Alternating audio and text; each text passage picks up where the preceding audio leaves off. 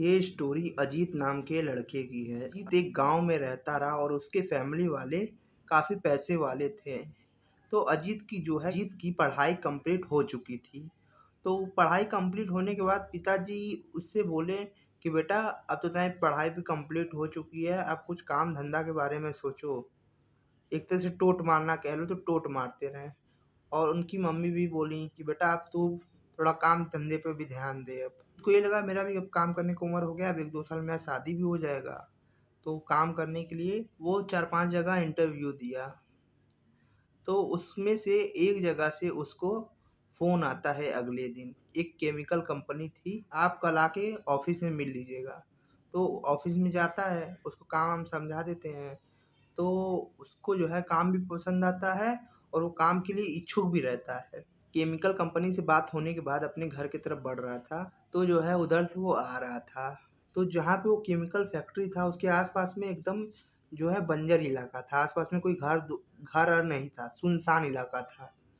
तो अपना chemical company से वो निकल गया। उस टाइम साइकिल था, तो उस टाइम साइकिल चलता रहा। अब बाइक आइक तो अभी आ गया ना इधर बीच।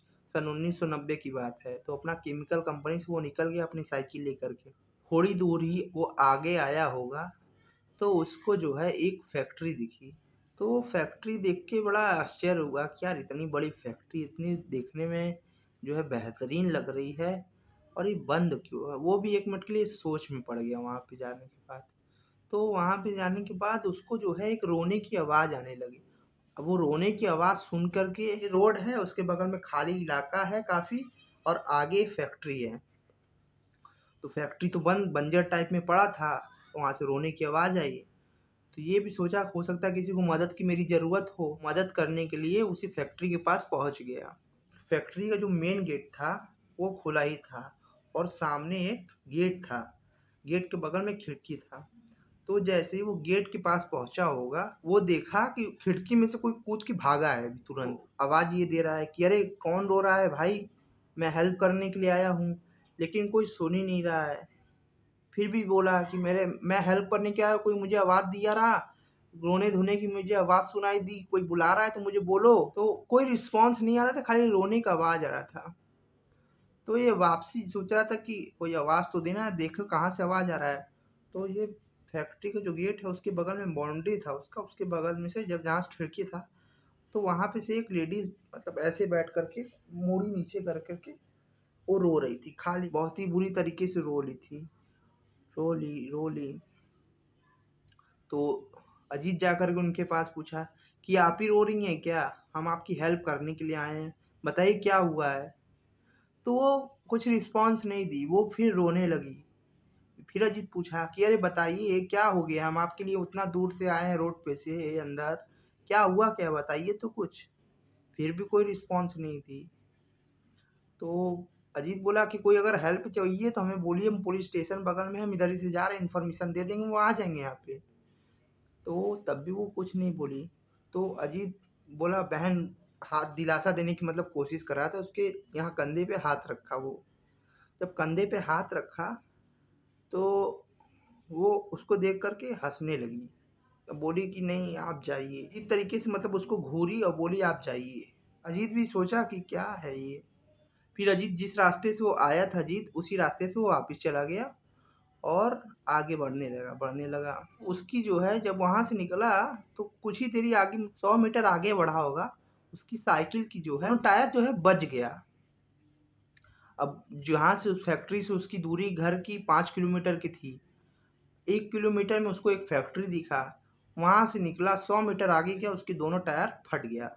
अब वो सोचा कि करे तो करे क्या।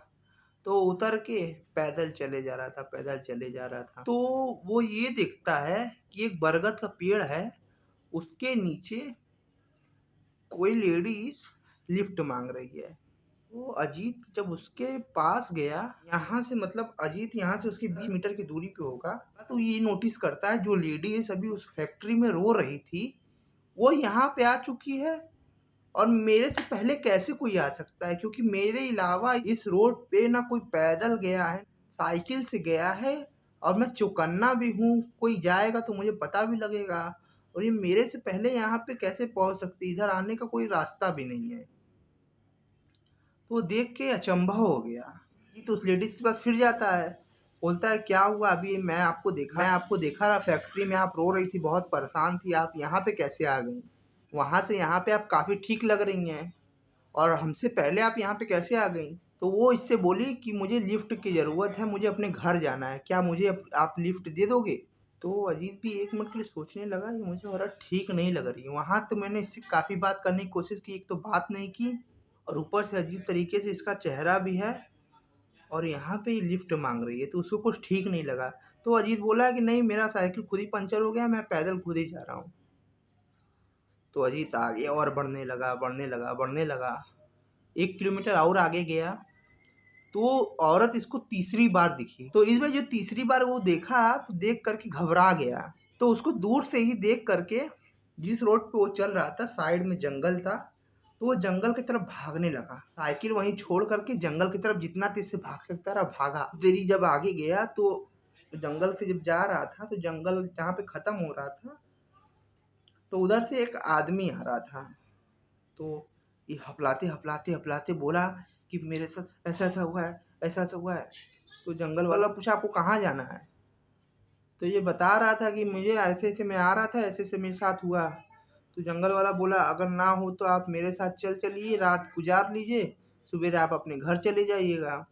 तो अजीत को ये भी लगा कि भोला इंसान है, चलो इसके साथ चलते हैं।